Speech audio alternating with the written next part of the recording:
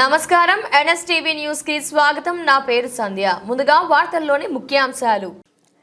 కడప నగరం central jail ప్రక్కన మద్రాస్ రోడ్లో వెలిసి ఉన్న శ్రీ శ్రీ శ్రీ వైకుంఠ వెంకటేశ్వర స్వామివారి 23వ వార్షిక కళ్యాణోత్సవం మరియు గ్రామోత్సవం ఆలయ ధర్మకర్త కాశీ విశ్వనాథ్ మీడియాతో మాట్లాడుతూ 7వ తేదీన శుక్రవారం రోజున ఉదయం 9 గంటలకు గణపతి పూజ, కలశ పూజ, నవగ్రహ పూజ నిర్వహించామని, ఏకాదశి శనివారం ఉదయం 7 గంటలకు వైకుంఠ వెంకటేశ్వర స్వామికి పంచామృత అభిషేకం, మంగళహారతి, తీర్థప్రసాదాలు ఉదయం 11:20 అంగరంగ వైభవంగా శ్రీ శ్రీ శ్రీ వైకుంఠ వెంకటేశ్వర స్వామికి కళ్యాణ మహోత్సవం జరిపించామని, దర్శనానికి విచ్చేసిన భక్తులకు గొప్ప అన్నదాన కార్యక్రమం నిర్వహించామని, ఈరోజు సాయంత్రం 6 గంటలకు గ్రామోత్సవ కార్యక్రమం, బృందావనం బృందంచే గొప్ప సాంస్కృతిక కార్యక్రమం ఉంటుందని, ఈ కార్యక్రమంలో భక్తులు విరివిగా పాల్గొని దేవుని కృపా కటాక్షములు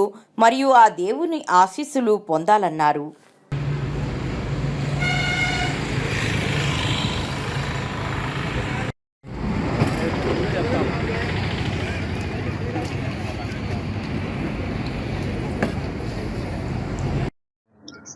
ఈరోజు భీష్మాయకాదశి సందర్భంగా ఇక్కడ సెంట్రల్ జైలు దగ్గర వెలిసినటువంటి శ్రీ వైకుంఠ వెంకటేశ్వర స్వామి కళ్యాణోత్సవము జరగబడింది.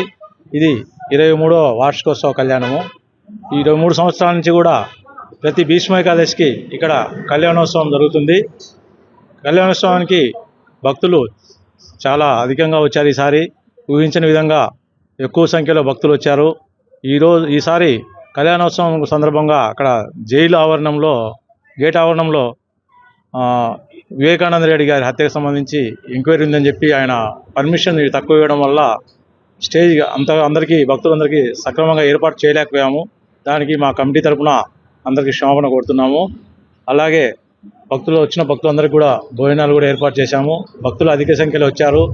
భక్తులకు అందరికీ మీ తరఫున ధన్యవాదాలు తెలుపుకుంటున్నాను. ప్రతి సంవత్సరం భీష్మాయకాదశి కళ్యాణం ఇంత అంగరంగ వైభవంగా జరుపుతున్నందుకు అందరికీ కృతజ్ఞతలు తెలియపరుస్తున్నాం. నా పేరు కాశీ విశ్వనాథ్, ఆలయ ధర్మకర్తను.